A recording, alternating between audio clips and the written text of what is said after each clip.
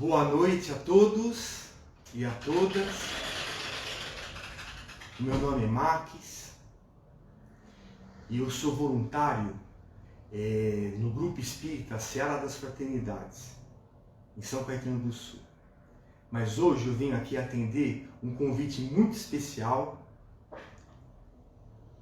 do Centro Espírita, do Lar Espírita Amor e Luz de Guarulhos, da nossa amiga Maria e seu esposo, e todos aqueles abnegados trabalhadores de lá. Como integrante do Grupo Mensageiros da Luz, a gente já teve a oportunidade de visitar essa casa umas 3 ou 4 vezes, e sempre fomos muito bem atendidos, né? Com muito carinho, com muita dedicação.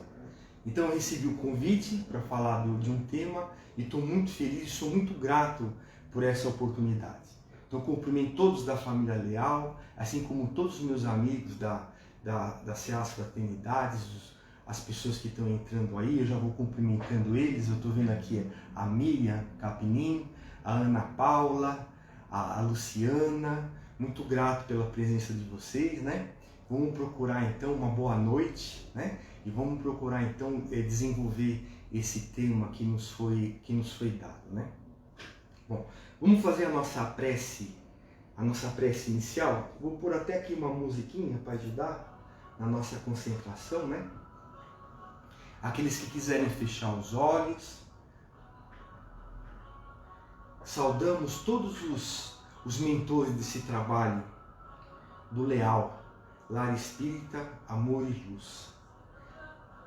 Saudamos os nossos mentores individuais, que nos acompanham sempre presentes. Saudamos a todos os internautas que reservaram um tempinho para refletir com a gente junto ao tema da noite. A todas as famílias que nos acompanham, que todos possam ser amparados, que todos possam ser protegidos. Dai-nos força, ó Pai, para caminharmos sempre em frente, em busca daquilo que precisamos, daquilo que necessitamos para o nosso aperfeiçoamento moral e espiritual.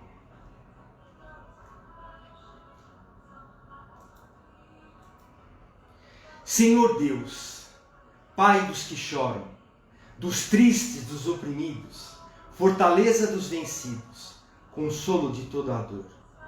Embora a miséria amarga dos prantos de nosso erro, desse mundo de desterro, clamamos por vosso amor. Nas aflições do caminho, na noite mais tormentosa, vossa fonte generosa é o bem que não secará. Sois em tudo a luz eterna, da alegria e da bonança, nessa porta de esperança que nunca se fechará.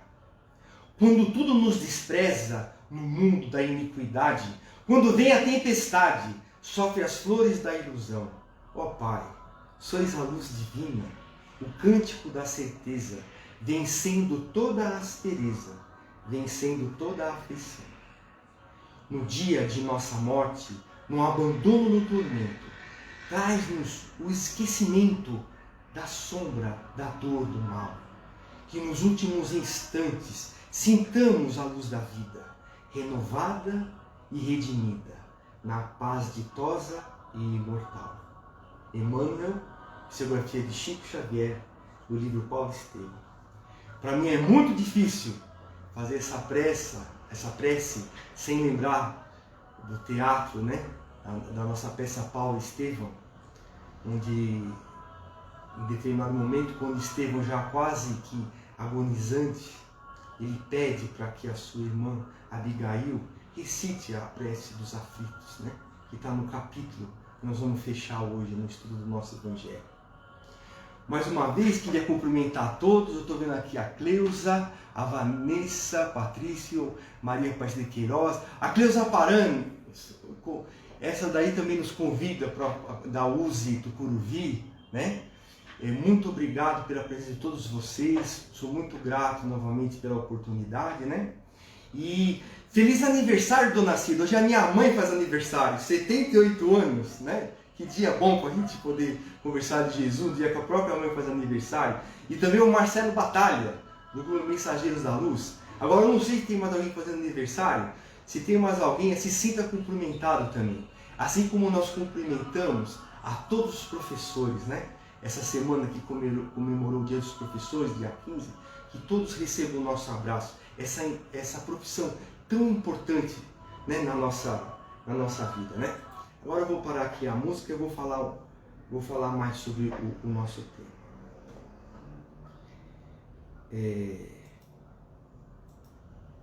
Desde há muito tempo, instituíram-se as oferendas para agradar a Deus assim, e aos santos, né? Era uma forma para a gente obter benefícios de ordem material. Mas o pior mesmo, pessoal, acontecia era na Idade Média. Quando os cristãos, eles inspirados na própria ignorância mesmo, naquela afirmativa de Jesus, bem-aventurados os que choram, porque serão consolados, né? Eles entendiam que esse consolo era uma compensação pelos sofrimentos. Eles precisavam sofrer muito para poder depurar o espírito, né? E não foi isso que Jesus quis dizer. E é isso que nós vamos refletir durante a nossa conversa de hoje, a nossa reflexão. Essa ideia de silício, né, como autoflagelação, ela vem de muito tempo, antes de Cristo. Havia pessoas naquelas épocas que elas se internavam assim, em lugares ermos, assim, totalmente isolados do mundo, né, a fim de fugir do convívio com a sociedade. Era comum algumas pessoas se açoitarem, né, bater assim nas costas, né, para poder se libertar do pecado, né? O corpo, eles achavam que o corpo era um sinal de pecado, eles batiam assim no corpo, né? Tem até aquele personagem Silas, daquele filme Código da Vinci, não sei se você lembra da cena ou do filme, que ele pega e se martiriza todo. Muitos também se propunham ao voto do silêncio, eles ficavam anos sem falar nada, sem emitir uma palavra. Então, o silício, pessoal, é o seguinte, é uma espécie de um pedaço de couro, assim, um couro, onde nas pontas tinha tipo quase um arame farpado, assim, né? E eles colocavam esse silício, assim, nos braços, né? Nos braços, na barriga e nas pernas. E o objetivo era de apertar mesmo, de apertar para sofrer, para o corpo sofrer, né? Ai, eu nem imagino um negócio desse. E eles gostavam disso daí, né? Bom, tem um caso emblemático, né, na história. Mais ou menos por volta do século VI, nas proximidades da Antioquia, lá na Síria, tinha um piedoso cristão, o nome dele era Simeão, ele virou santo depois até, hein? Então ele se instalou no alto de uma elevada coluna. No começo essa coluna era pequenininha, que ele tinha feito, depois ele fez ela maior. Né? Só para ele ficar entregue à devoção, né? Só ficar meditando, rezando lá. E ele ficou, essa coluna ele aumentou para 18 metros acima do solo. Então ele ficava submetido, ele vivia lá em cima, submetido a todo tipo de intempérie, chuva, sol, calor. E acreditem, vocês não vão acreditar, ele viveu lá durante 30 anos. Ele viveu lá 30 anos. Sem jamais descer. E o pior de tudo é que ele ainda incentivou que alguns discípulos dele copiassem esse exemplo dele, né? Se alguém faz isso no dia de hoje, vai internar na hora, vai pôr o hospício na hora, né? Mas naquela época era uma coisa meio que comum, era aceitável naquela época, né? Mas assim, apesar do progresso que nós temos no dia de hoje, do avanço, né? Ainda existe essa ideia do silício, né, da nossa sociedade, né? Essa questão da mortificação, da depuração como um passaporte assim para o céu, né? Tem ainda hoje pessoas que fazem jejum, que ficam um monte de dias sem comer. Eu não ia aguentar, né? A pessoa ficar um dia sem comer. Tem gente que faz isso, fica um monte de dias fazendo jejum, né? E tem gente também que pega aquelas cruzes, né, do Cristo, para imitar o sacrifício de Cristo, e vai andando, né, para poder copiar, né? Tem gente também que sobe de joelho a escadaria de uma igreja, assim, para pagar uma promessa, né? Se a gente analisar, sem crítica a nenhum tipo de religião, assim, mas até as rezas, né? Assim, por exemplo, rezar um monte de vezes o Pai Nosso, um monte de vezes a Ave Maria, de uma forma bem mais amena, mas também é um tipo de um silício também, né? De uma certa forma, né? Mas então, vamos lá ao nosso ponto. Então. Isso era só uma introdução.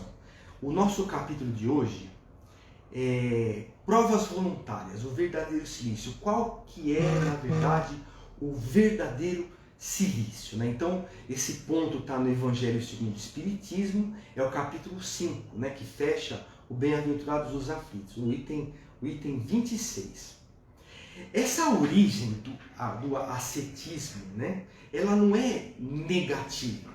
Né? O ascetismo significava antes assim, tipo disciplina, exercício físico, intelectual, moral, religioso, com o objetivo de você conseguir alguma coisa. A origem desse termo, né, era algo positivo na cultura greco-romana. Eu vou dar um exemplo para vocês. É como se fosse um pugilista. O pugilista tem uma luta marcada. Então todos os dias ele pega e levanta cedo, né? Ele treina, ele faz exercício, ele se prepara para quando chegar o dia da luta, ele tem condições de ganhar do seu adversário.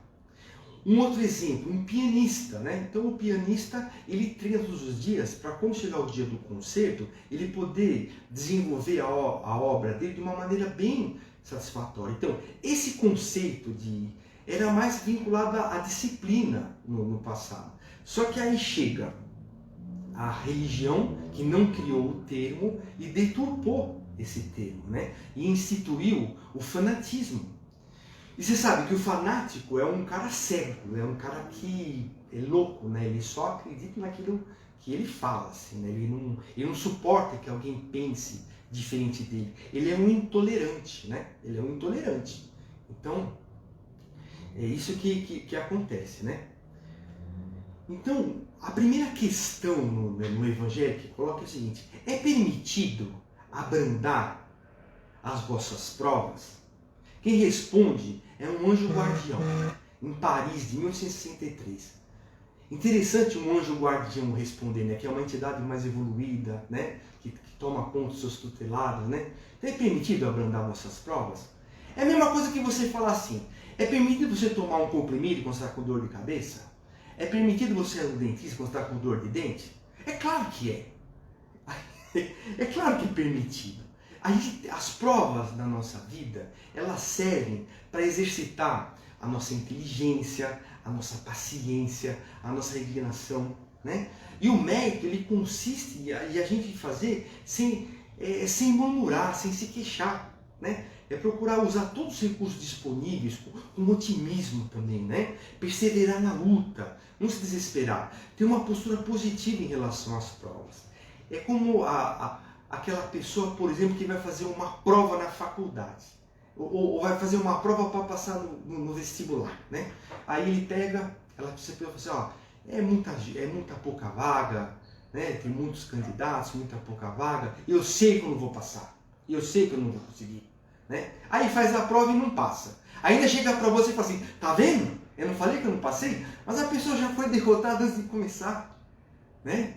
Tem aquela história também de uma mãe que chega para o preto velho, né? E pede para assim: ô preto velho, dá para você assim ajudar o meu menino a passar no vestibular? A bondosa entidade responde assim: claro que sim, pede para o menino enfiar a cabeça nos livros de manhã, de tarde, de noite, que preto velho ajuda, né?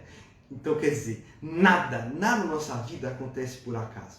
A gente tem que lutar para conquistar as nossas coisas, tem que perseverar na luta, tem que ter uma postura, tem que ter fé. A fé é o seguinte, uma ação positiva perante a vida, né?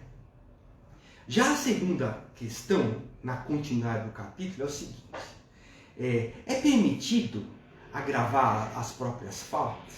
Quer dizer, você já está assim, estrepado, você já está sofrendo ali, né? É para você agravar mesmo, né? Você sofrer mais? É claro que não.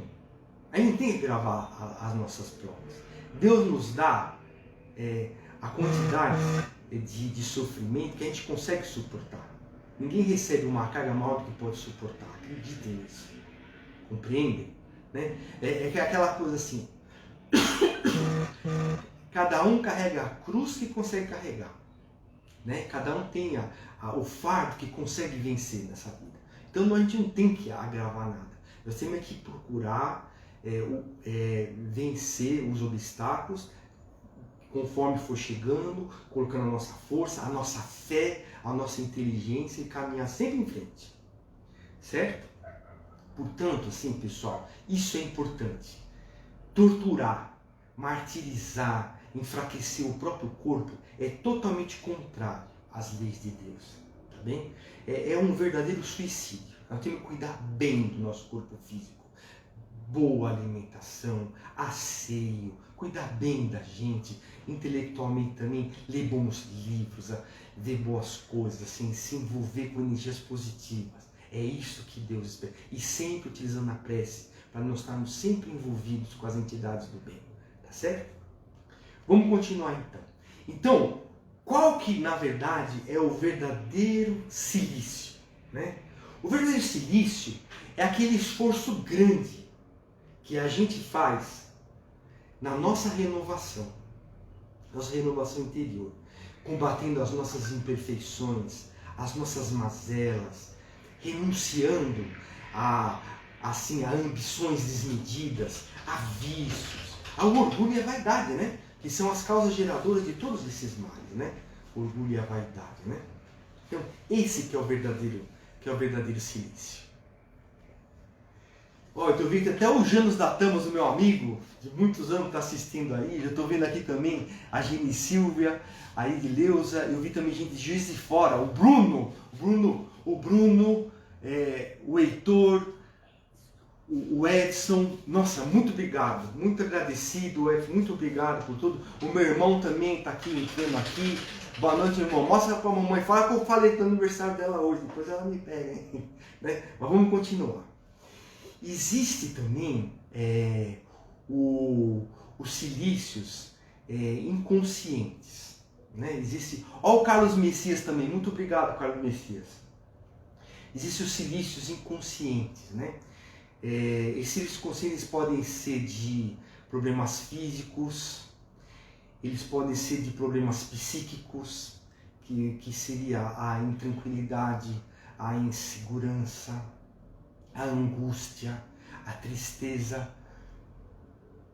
Um abraço, meu primo. Um abraço, primo. Ô, Marcinha, tudo de bom para você também. Ione, Melone, o Gabriel Matias. Um abraço para todos vocês, viu? Muito obrigado pela audiência, viu?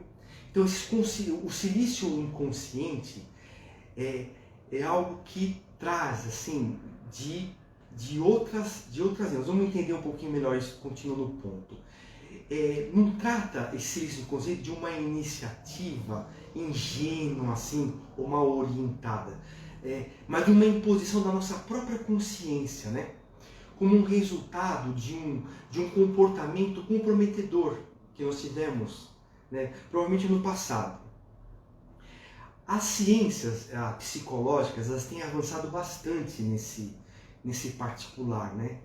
Demonstrando que os males do paciente guardam origem em seus complexos de culpa. A culpa é algo muito negativo, pessoal. A gente tem que trocar essa palavra culpa, tirar ela da nossa vida, assim, trocar por responsabilidade.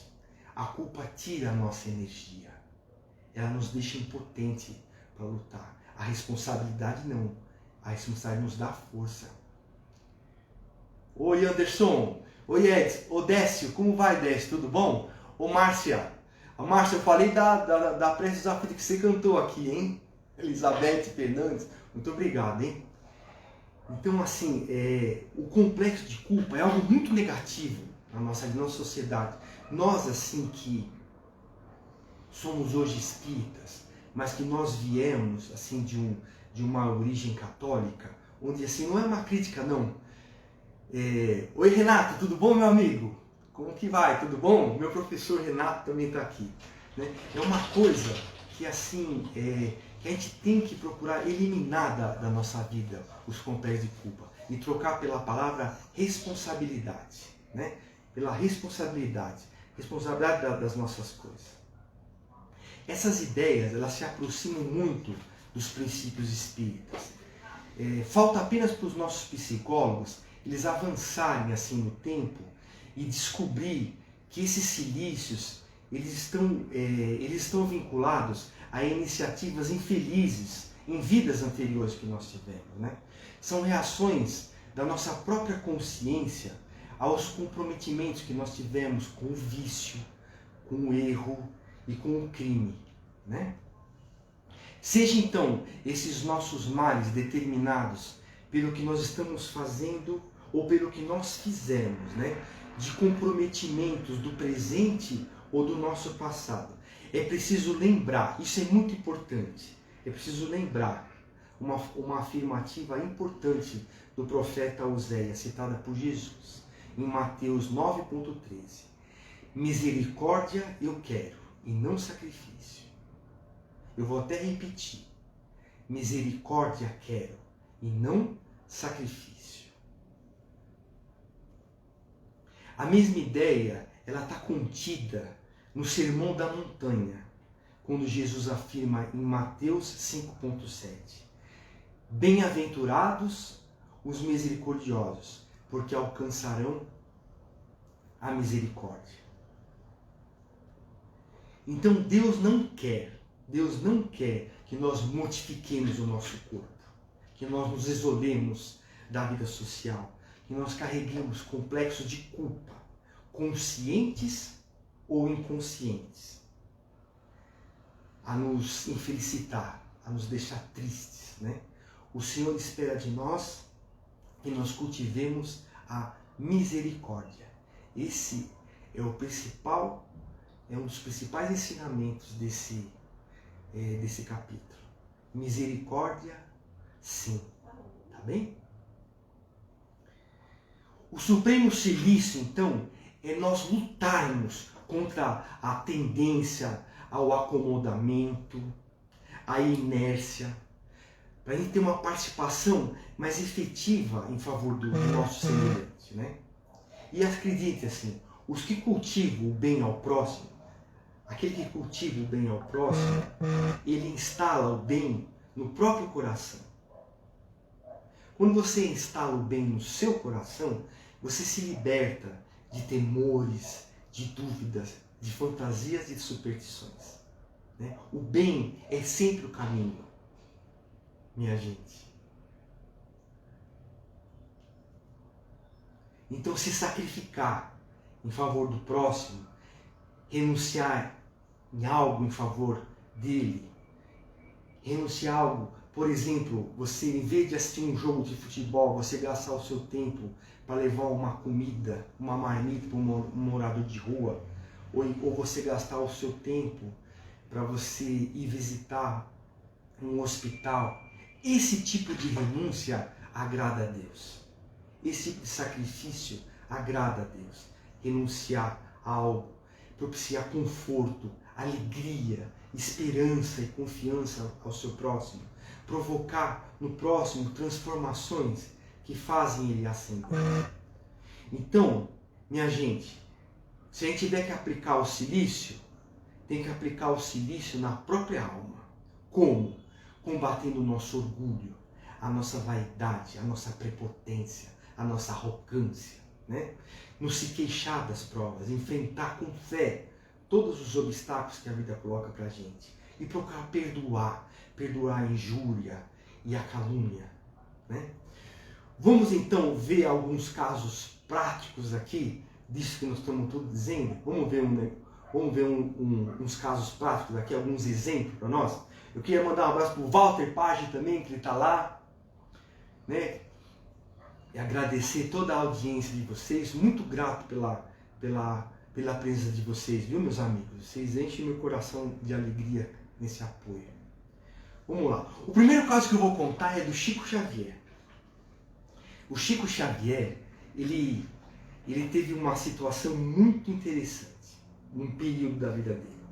Todos os dias, quando ele saía da casa dele, em direção à Fazenda Modelo, em Pedro Leopoldo, onde ele trabalhava, um espírito revoltado aparecia na frente dele, enorme, né? E começava a insultar ele, xingava ele de tudo quanto é nome, né? Mas tinha um nome que ele xingava o Chico, que o Chico não aguentava. Olha o seguinte. Tinha um nome que xingava que ele não aguentava. Então assim, Chico, você é um covarde. Né? O resto o Chico nem ligava tanto, mas quando falava Chico, você é um covarde, aí ele ficava bem chateado. Então o que acontecia? Todos os dias ele pegava a charrete e ia, esse espírito, ele tinha um aspecto horripilante, assim, sabe? Ele usava uma crava, assim, um bastão enorme, né? E xingava o Chico todos os nomes. E no final falou assim, Chico, você é um covarde. Era 1 hora desse diálogo. Do caminho da casa dele, que a charrete pegava ele até a fazenda modelo, espírito, Chico, você é um covarde. Então quando ele chegava na fazenda modelo, ele estava desgastado, né? Ele estava exausto. Assim como acontece com muitos de nós, né? Quando a gente vai para o trabalho, ele já está assim meio desgastado. Tem uma hora que ele pede orientação para Emmanuel. Assim, Emmanuel, eu não aguento mais. Eu quero fazer uma coisa, o que eu posso fazer? O Emmanuel chega para ele e fala assim, Chico, nós não podemos fazer nada por hora.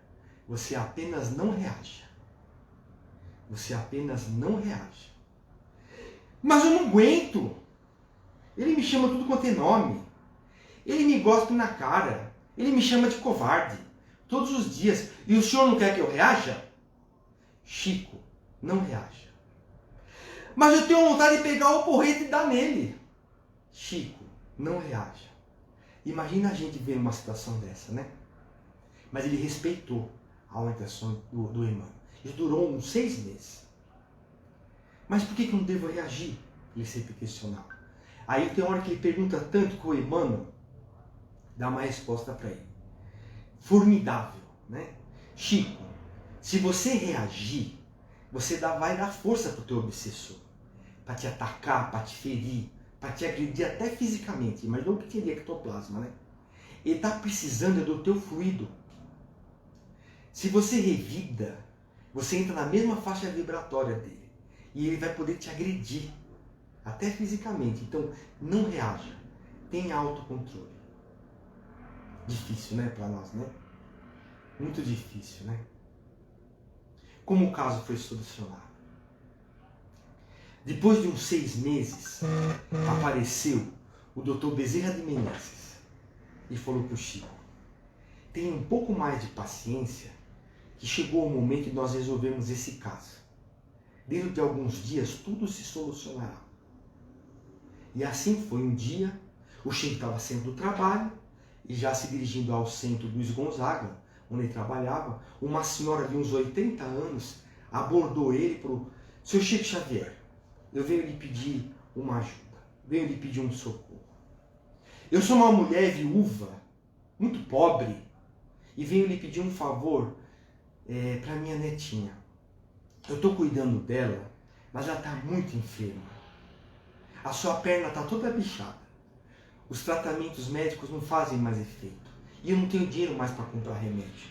Eu já vendi todos os meus porcos, as minhas galinhas. Eu já estou quase passando fome. O Chico olhou aquela senhora de 80 anos, né? Tá bem, eu vou te visitar amanhã. Que hoje eu tenho que ir para o centro, né? Luiz Gonzaga, tem gente me esperando. Nisso apareceu Emmanuel, aquele romano de 2 metros de altura. E fala para ele, Chico, é hoje, não é amanhã. Mas Emmanuel, eu preciso de Chico, é hoje, não é amanhã.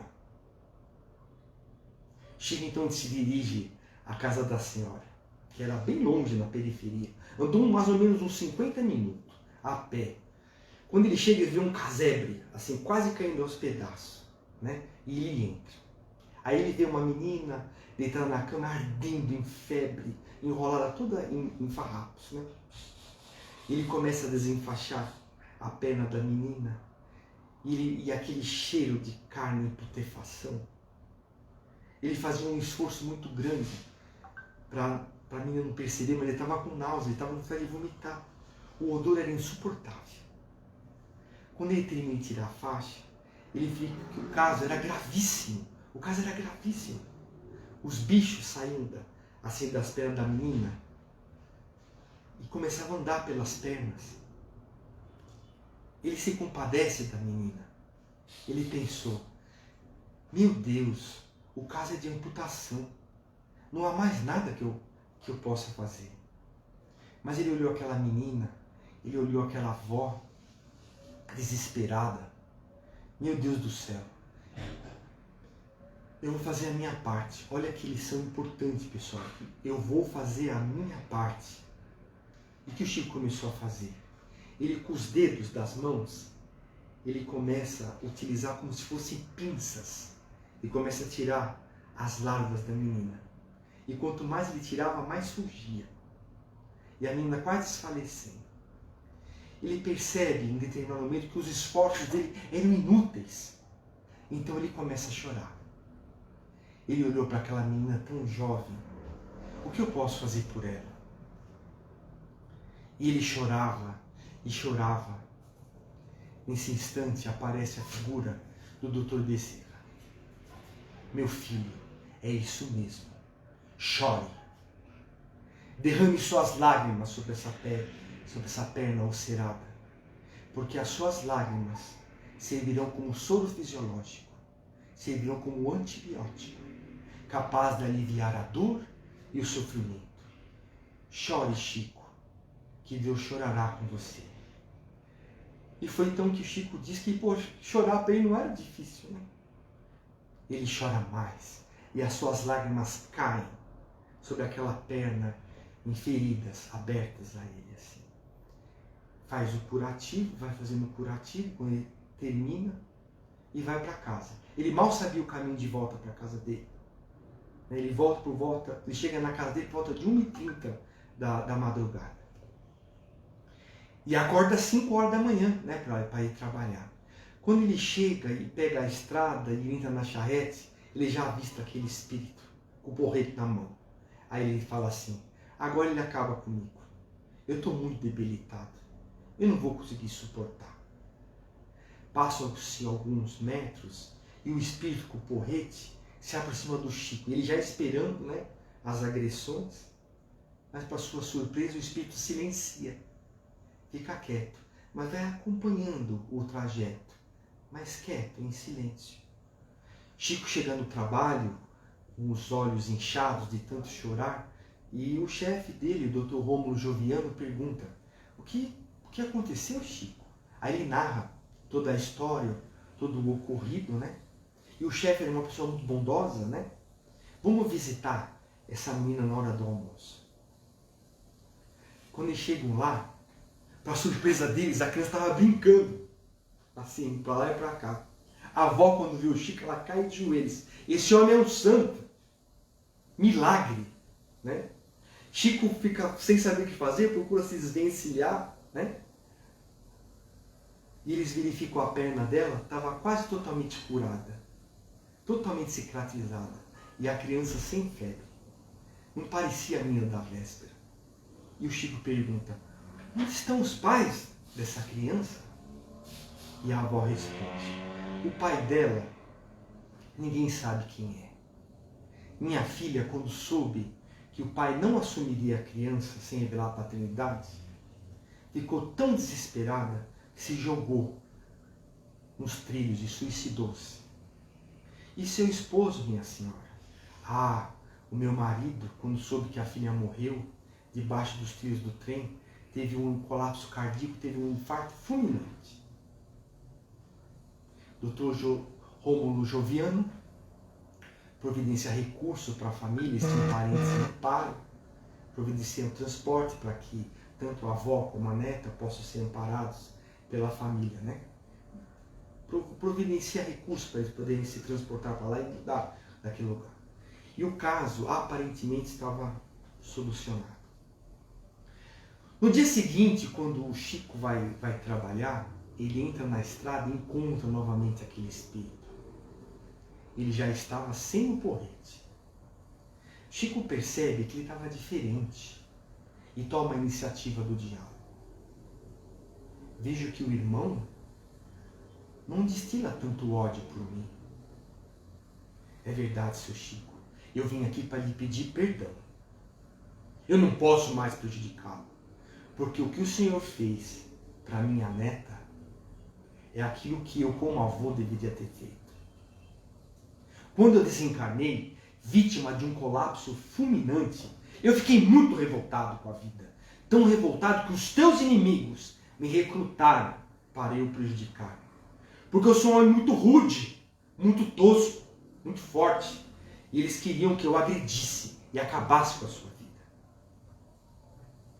Mas quando eu vi você curando a minha netinha, fazendo o que eu deveria ter feito como avô, eu não pude mais me revoltar com você, seu Chico. Como posso agredir a pessoa que salvou a minha neta? Seu Chico, eu não tenho o amor que o senhor tem no coração. Mas eu tenho uma força física que o senhor não tem. Por isso, seu Chico, se um dia estiver em dificuldade, me chame, que eu trago o meu porrete. E aí perguntaram pro Chico, né, se um dia ele chamou, ele falou assim, como não, né? Como que a gente pode desprezar uma ajuda dessa, né? Esse é o primeiro caso. Você viu o esforço, né, que o Chico não admitia que a pessoa chamasse de covarde, mas ele faz aquele esforço sobre a orientação do Emmanuel. É isso que eu quero colocar para vocês, que é o silício, né? É essa luta contra nós mesmos, né? Bom, vamos para a próxima história. Continuo agradecendo toda a audiência de vocês. Eu vi aí que o Anderson Alonso também estava aí, muito obrigado. A Renata Martins, a Nina, torcendo a Márcia de novo, obrigado, Márcia. Bom, eu vou contar agora a história de Alcione. Eu tenho na minha família uma prima que chama Alcione, né?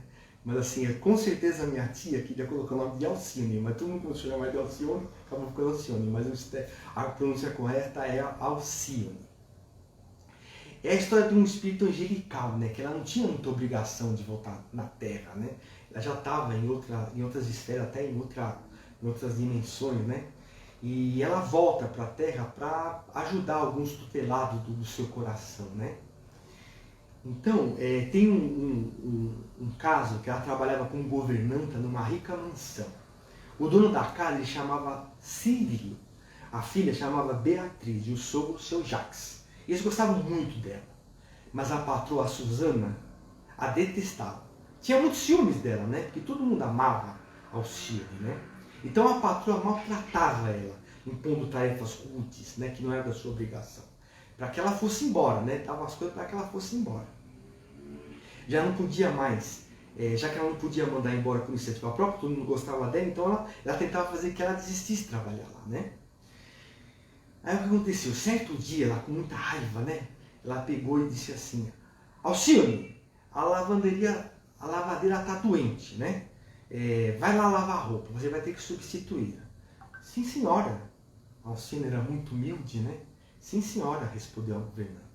E lá vai a Alcione, né? Cumprir a tarefa, alheia às suas responsabilidades, não tinha obrigação nenhuma, né, de lavar a roupa, né? Mas ela vai lá, com toda a humildade, e lava a roupa. Só que aí a filha, né, a Beatriz, vendo a Alcione no tanque, se revolta, já chama o pai, olha lá o que a mãe está fazendo, né? E o pai chega e dá uma bronca federal na Susana, né? Susana fica muito braba, né? E fica totalmente descompensada, né? Porque ela queria que ela desistisse, né? E não deu, né? Aí o que acontece? Ela pega e chama a atenção muito forte.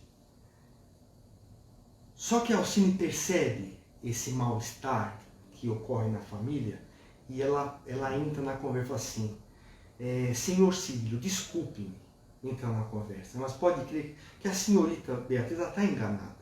Dona Susana não me impôs a substituição na lavanderia.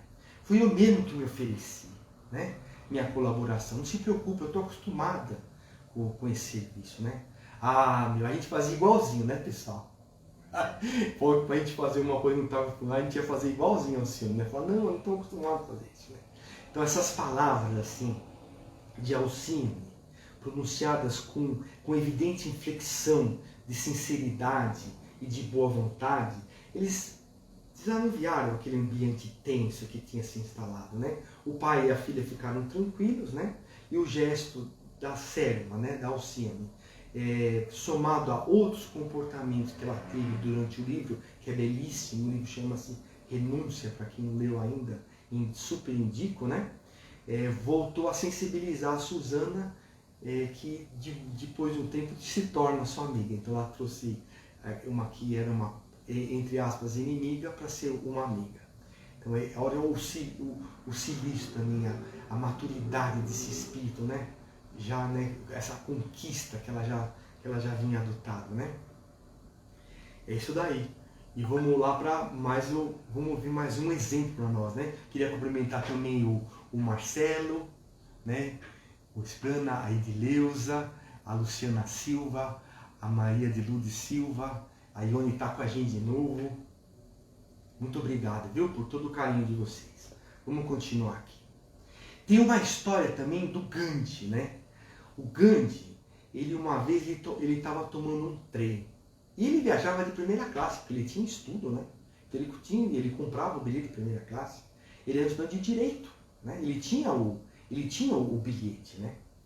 Aí o guarda olhou para ele, existia na Índia, não sei se até hoje, aquela questão, aquela diferença muito grande sobre castas, né? E o guarda olhou para ele e falou assim: oh, você tem que sair daí. Pode sair daí, você não vai ficar mais. Ele falou assim: não, mas eu não vou sair daqui, né? Eu comprei o bilhete, eu tô aqui. Você não vai sair? Não, deu uma bastonada nele, bateu no Gandhi. O Gandhi tinha aquela questão ele não reagiu, né? Deu uma com ele de novo, 2 cacetadas, e o Gandhi não reagiu, e ficou no mesmo lugar, né? Aí o guarda, ele ficou muito nervoso, ele falou assim: quem foi que te ensinou a ser tão covarde do jeito que você é? Ele falou assim: esse daí que você carrega no seu próprio peito. O guarda tinha um crucifixo de Jesus aqui, né? Olha só, de Jesus, esse que você carrega no peito que me ensinou a ser assim. O guarda ficou extremamente envergonhado, pediu desculpas, né? Pediu perdão. Olha só a maturidade desse espírito, né? De não reagir a algo como esse, né? Agora eu vou falar um pouquinho de algo que eu gosto muito, né? Todo mundo sabe que eu sou apaixonado por Paulo, né? E a gente vai falar sobre a transformação do homem velho para o homem novo, né? Então o Saulo de Tarso, né? Ele defendia Moisés com todas as suas forças, né? Ele defendia Moisés, ele era empolgado, entusiasmado, ele defendia Moisés. Quando ele foi alertado pelo Sadoc que Estevão estava pronunciando que Jesus era maior do que Moisés, ele ficou muito... Isso não pode ocorrer de jeito nenhum, nós vamos ter que resolver isso aí agora. Nós temos que resolver essa questão agora. Vamos lá, onde que vai ter? Onde vai ter a próxima pregação? Aí ele vai lá. Ele briga, né, ele discute com Estevão lá naquela pregação, né? Ele o condena e o leva a julgamento. Ele é responsável, de certa forma, pela morte por apedrejamento do Estevão, né? Ele rompe até o noivado com Abigail, que era irmã de Estevão, que ele ficou sabendo só naquele dia, né? Mas é o que acontece. O que acontece com ele na estrada de Damasco? Ele encontra o verdadeiro cilício dele, né? Ele vê Jesus, né? Ele vê Jesus e ele percebe que tudo, mas tudo, gente, que ele acreditava, cai por água abaixo. Todos os valores que ele tinha no coração, tudo cai de água abaixo. Ele reconhece que aquele era de verdade o verdadeiro Messias, que era o mestre dele, né? E ele toma uma postura muito bonita. Ele fala assim, simplesmente chega para o mestre e fala assim: Senhor, o que queres que eu faça? O que queres que eu faça? Quantos de nós, em nossas vidas, nós fazemos essa pergunta para Jesus: Senhor, o que queres que eu faça? Né? E se a gente faz essa pergunta, se a gente um dia fez isso, qual que é a resposta que vem? E a gente dá ouvidos para essa resposta que vem do nosso interior, né? Nós estamos, assim, verdadeiramente interessados em modificar as nossas ações, em sairmos da nossa zona de conforto. Porque trabalhar para Jesus não é brincadeira, não. Não é uma coisa fácil, não. Né? A gente pensa que melhora, mas piora bastante, né? No sentido assim de que você vai ganhando maturidade, você vai ganhando consciência, você vai ganhando força para você ser um colaborador mais efetivo com o mestre. E aí muitas entidades que não têm interesse em socorro podem querer atrapalhar o seu progresso, o seu direcionamento. Mas aí que você tem que ter fé, perseverança, porque se tem um que atrapalha, tem 200 do teu lado te ajudando. Porque a força de Jesus é muito grande dentro do nosso coração. A partir do momento que você aceita Ele, né, a tua vida modifica totalmente. E o que acontece? O Saulo, ele fica cego, né? Ele fica cego, ele é curado por Ananias, que ele, inclusive, ele ia lá, ele ia matar o Ananias, né? Mas ele acaba sendo curado por Ananias, né? A gente faz essa cena também na nossa peça, né? E ele, quando ele recupera a vista, ele vê que aquilo era a boa nova, era aquilo que realmente significava algo dentro da vida dele nesse instante. Ele quer levar essa boa nova a todo lugar. Ele quer divulgar a todos os cantos, né? Vamos levar, vamos falar, vamos para cá. Não. Aí Ana fala, calma, Saulo. Todo caminho novo, né, precisa de um direcionamento seguro. É importante a gente prestar atenção nisso. O que ele faz? Aonde que ele busca? Ele busca o deserto, né? Ele volta a ser um tecelão humilde, né? Simples. Ele fica com aquele prisca durante 3 anos, né? Procurando modificar aquele interior, modificando aquele homem que ele era, aquele homem velho, para já ir se transformando num homem novo, né? Ele volta para Jerusalém, ele pede a orientação dos discípulos. Mas os discípulos veem ele meio assim de olho torto, assim, né? Pô, esse cara até outro dia estava matando todo mundo. E agora ele quer assim trabalhar junto com a gente aqui, o negócio está meio que estranho aqui, né? Então eles têm uma certa desconfiança dele a princípio, né? Mas ele com muita humildade, ele perde totalmente assim o poder que ele tinha de oratória, né? Ele era um doutor da lei, ele falava nos plenários para todos assim, ele perde essa capacidade, porque aquilo que ele falava não era a mesma coisa já. Mudaram todos os conceitos, ele tinha que aprender, ele tinha que reaprender tudo na vida dele, né? Então o que ele faz? Ele fica nos últimos bancos, nas últimas cadeiras, ele vê as pessoas fazendo as palestras, ele vai prestando atenção, ele vai estudando, né, o Evangelho de Jesus, de Mateus, que já tinha naquela época, e aí quando ele percebe que algum assistido estava lá e tinha alguma dúvida, ele vai lá e resolve a dúvida do assistido. Oh, não, isso aqui, Jesus dizia isso. Ele vai retomando, né, a energia dele, ele vai modificando, ele vai voltando aquela força, aquele entusiasmo, aquela determinação dele, né? Aí o que acontece? Ele, nesse momento, ele também é renegado pelo próprio pai, né? Ele é renegado pelo pai, pelos amigos mais próximos, todo mundo abandona ele, né? Então é como se uma pessoa tivesse morrido numa mesma encarnação e renascido, assim, né? Ele se torna um homem novo mesmo, né? Que nem fala o texto, né? E ele fica muito deprimido, muito triste naquele momento. E ele dorme.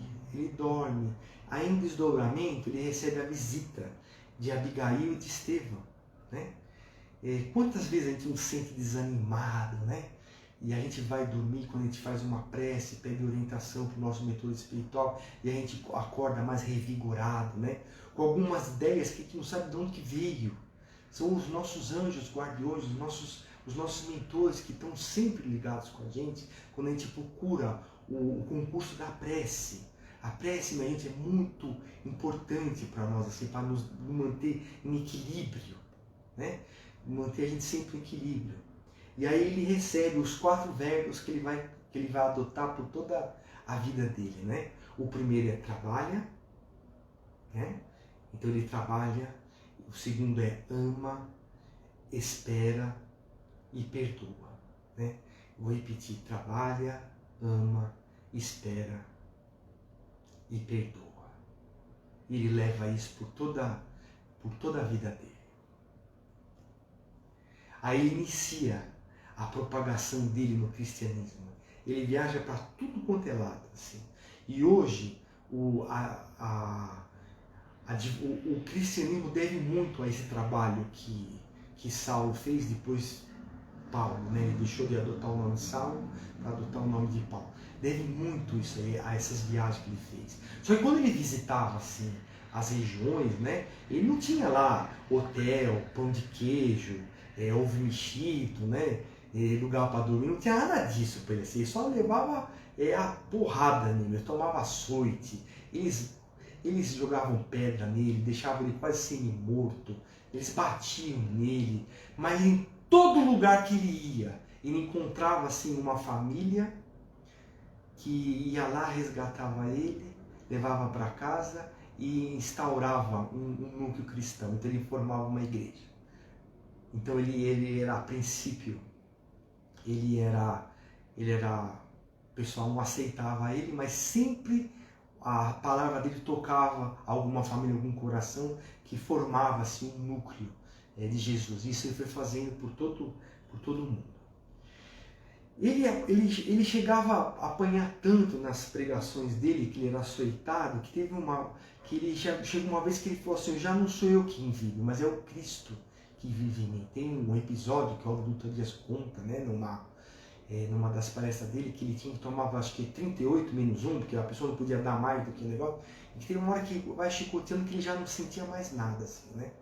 Quer dizer, ele já estava tão habituado. Então, uma pessoa que dedicou a vida toda, a partir do momento que ele aceitou Jesus, dedicou a vida toda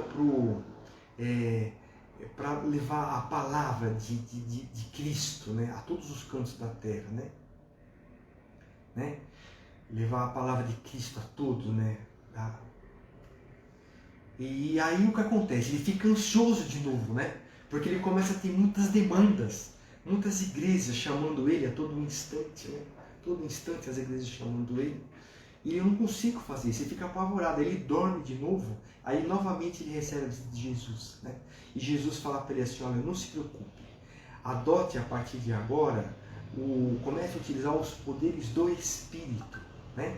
Então ele coloca Estevão mais aconchegado a ele e começa a ditar as cartas, né? As famosas cartas de Paulo, né? As cartas de Paulo, elas provêm diretamente de Cristo. Foi Jesus Cristo que escreveu as cartas, só que ele passava através de Estevão, já porque o Paulo não tinha vibração necessária para atingir o nível de Cristo. O Estevão já era um pouco mais evoluído, já, né? Então ele passava a mensagem através de Estevão, que transmitia a mensagem para Paulo, né? E assim, uma coisa importante também, ele faz as pazes com o Tiago Menor. Ele tinha uma encrenca, uma treta feia com o Tiago Menor, né? Porque o Tiago Menor era bem assim, arraigado ao farisaísmo, né? Quando eles foram perder as pessoas, os homens do caminho, que chamavam de homens do caminho no começo, né? Quem indicou o termo cristão foi Lucas, né? Foi o evangelista Lucas, né? Porque falou: vocês não seguem o Cristo? Por que vocês não são chamados como cristãos, né? Essa informação está no livro do Paulo Estevão também, né? Então ele faz as pazes com o Tiago Menor, né?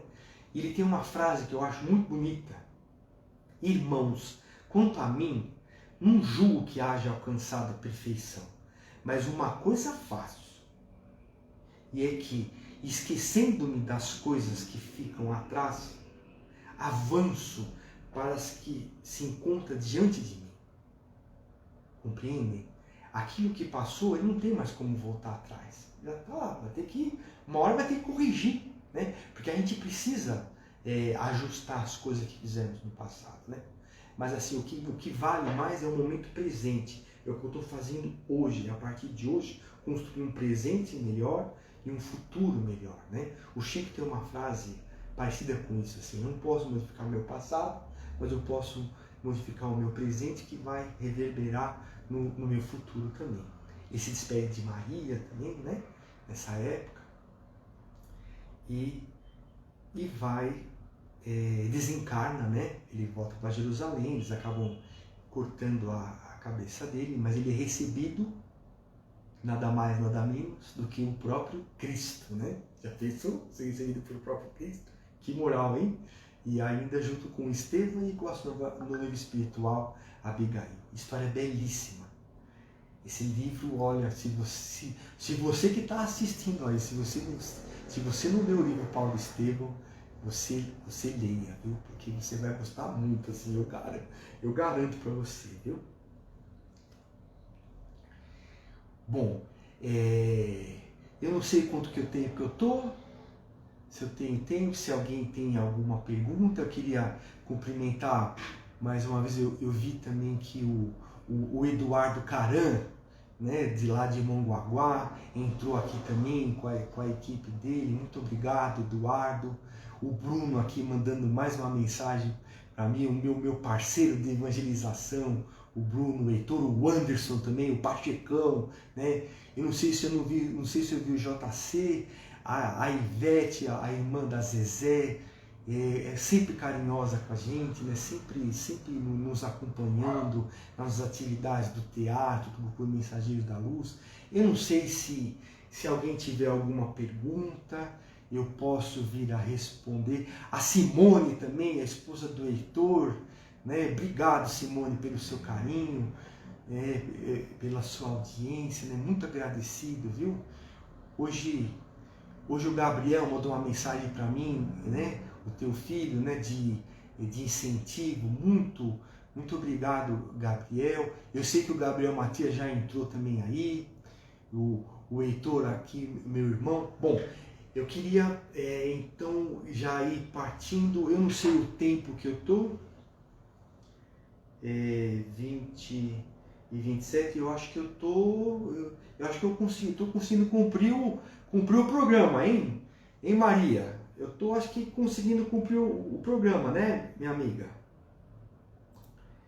Então eu já vou agradecendo também a Lourdes Rocha, né? A Elizabeth D'Ameto, a minha querida Elizabeth D'Ameto, a Miriam de novo, né? Que está entrando aí, a Maria, mais uma vez, a toda a família Leal, a todos os meus amigos que eu consegui fazer, a Rosália Rodrigues, a todos vocês, né? A minha gratidão por essa oportunidade de poder estar junto com vocês, né? Poder participar dessa casa maravilhosa que leva tanto lenitivo a tantas pessoas, né? Assim como também das Sagradas Fraternidades, que eu tenho assim um orgulho, um carinho muito grande de trabalhar também nas Sagradas Fraternidades, assim, o trabalho que o Edson realiza junto com todos aqueles trabalhadores é um trabalho maravilhoso. Como é bom assim você poder ter um local para você poder se desenvolver, para você poder trabalhar, para você juntar, e os amigos que você faz, né? Amigos queridos, amigos assim do coração. Muito grato por todos vocês fazerem parte assim da minha vida, viu? O Marcelo tá mandando um abração para mim, ele que faz uma poesia belíssima todos os dias no nosso grupo, né? Assim como também o meu querido poeta, né? Que está sempre, o Rudney, que fez também aniversário essa semana, sempre colocando as suas poesias no nosso grupo, né? Então eu vou já partir já para o nosso finalmente, vou fazer uma Silício e Vida. A infinita bondade abençoe a quem os pratique de boa fé. No entanto, convém recordar que o apelo divino solicita misericórdia e não sacrifício. Nessa legenda, lógica espírita aconselha disciplinas edificantes e não rigores inúteis, austeridades que rendam educação e progresso, regimes que frutifiquem compreensão e beneficência, cooperação por escola e trabalho, exprimindo aprendizado espontâneo. Quando tenhas uma hora disponível acima do repouso que te restaure, canaliza atenção e força para que se atenue os sofrimentos da retaguarda. 1 minuto de carinho com os alienados mentais ensina a preservar o próprio juízo. Alguns momentos de serviço junto ao leito dos paralíticos articulam preciosa aula de paciência. Simples visita ao hospital diminui ilusões. Cozinhar um prato humilde a benefício de quem não consegue assegurar a subsistência impede corrigir os excessos da mesa. Costurar em socorro dos que tremem desnudos auxilia a esquecer as extravagâncias do vestuário. Entregar voluntariamente algum recurso nos lares desprotegidos, criando reconforto e esperança, imuniza contra o flagelo da usura e contra a voragem do desperdício. Amparar em pessoa os que vagam sem rumo ensina respeito ao lar que nos aconchega. Façamos aqueles que se transfigurem nas obras de fraternidade e elevação, por melhorarem a vida, melhorando a nós mesmos. Jamais contemplaremos a luz divina do céu que nos circunda sem acendê-la dentro de nós. Muito obrigado a todos. Um beijo no coração de vocês e fiquem com Deus. Um ótimo final de semana.